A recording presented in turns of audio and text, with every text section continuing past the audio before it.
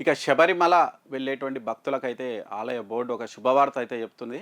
గతంలో ఆహ్, దేవుడిని దర్శించుకోవాలంటే చాలా చుట్టూ తిరిగి వెళ్ళాల్సొచ్చేదంట. దానికి సంబంధించి కొన్ని మార్పులైతే చేస్తుర్రట.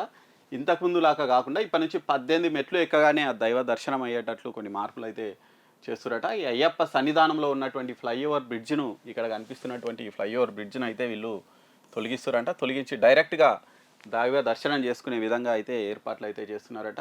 మరి ఇరుముడితో వెళ్ళేటువంటి భక్తులకు 18 మెట్లు ఎక్కగానే అయ్యప్ప సన్నిధిలో దర్శనానికి అనుమతి ఇస్తారట. ఇరుముడి ఎవరైతే ఎత్తుకొని అంటే అయ్యప్ప మాల వేసుకొని ఎవరైతే భక్తితో పూజలు చేస్తారో ఇరుముడి కట్టుకొని వెళ్ళినటువంటి వాళ్ళకు డైరెక్ట్‌గా అయ్యప్ప దర్శనానికైతే అనుమతిస్తారట. గతంలో ఈ పదునెట్టాంబడి అనేటువంటి ప్లేస్ ఎక్కగానే ఆ తర్వాత భక్తులను ఎడమ వైపుకు మళ్లించి అక్కడి నుంచి ఆలయం చుట్టూ ఒక హాఫ్ కిలోమీటర్ ఉన్నటువంటి ఫ్లైఓవర్ బ్రిడ్జ్ చుట్టూ తిప్పి ఇక్కడికి దైవ దర్శనానికి అనుమతి ఇచ్చేవాళ్ళంట. ఇక ఇప్పటి నుంచి అట్లా కాదంట. ఇందులో భాగంగా కొత్త లేఅవుట్‌ను డిజైన్ చేసిరట. వచ్చే నెల 18న ఈ మీనమాస పూజల కోసం అయ్యప్ప ఆలయాన్ని తెరుస్తారు. ఈ సందర్భంగా ఈ 18 మెట్లు ఎక్కగానే నేరుగా ధ్వజస్తంభానికి ఇరువైపులా 2 లేదా 4 లైన్లను ఏర్పాటు చేస్తారట.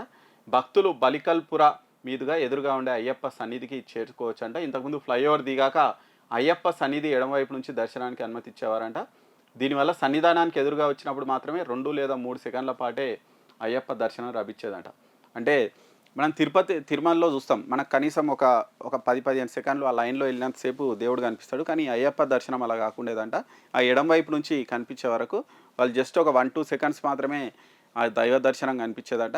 అందుకని ఇప్పటి నుంచి అదంతా మార్చి డైరెక్ట్‌గా ఫ్లైఓవర్ ఎక్కకుండా డైరెక్ట్‌గా అయ్యప్ప దర్శనానికి అనుమతిస్తారంట. దీనివల్ల దాదాపు ఒక 1 మినిట్ పాటు 30 సెకన్ల నుంచి 1 మినిట్ పాటు ఆ దైవ దర్శనం కలిగే విధంగా ఏర్పాట్లయితే చేస్తున్నారట. దీనికోసం హైకోర్టు కూడా ఓకే చెప్పిందట. దానికి సంబంధించి ఆల్రెడీ ఈ మార్పులు, చేర్పులైతే చేస్తారట. ఇక నెక్స్ట్ అంటే ఈ నెక్స్ట్ మంత్ ఎవరైతే అయ్యప్ప దర్శనానికి వెళ్తారో అప్పటినుంచి ఈ ఏర్పాట్లు అనేటివి అమల్లోకి వస్తున్నాయట. అంటే ఈజీ అవుతుంది. అంటే ఎక్కువసేపు దేవుడు కనిపిస్తాడు. దాంతోపాటు చుట్టూ తిరగాల్సిన అవసరం లేకుండా డైరెక్ట్‌గా అయ్యప్ప దర్శనాన్ని కూడా అనుమతించే విధంగా మరి ఆలయ అధికారులు అయితే ఏర్పాటు చేస్తున్నారట.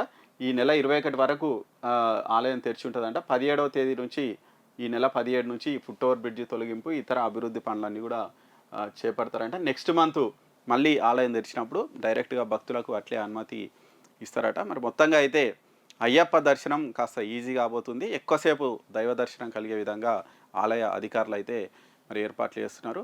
ఇది కూడా మంచిదే. మరి అంటే చాలా కష్టపడిపోతారు కాబట్టి కాస్త ఎక్కువసేపు దేవుడిని చూస్తే వీళ్ళకి కూడా కొంచెం భక్తి అది కూడా కొంచెం అంటే వీళ్ళకి కూడా సంతృప్తి కలుగుతుంది కాబట్టి ఆ విధంగా అధికారులు అయితే చర్యలు తీసుకుంటున్నారట.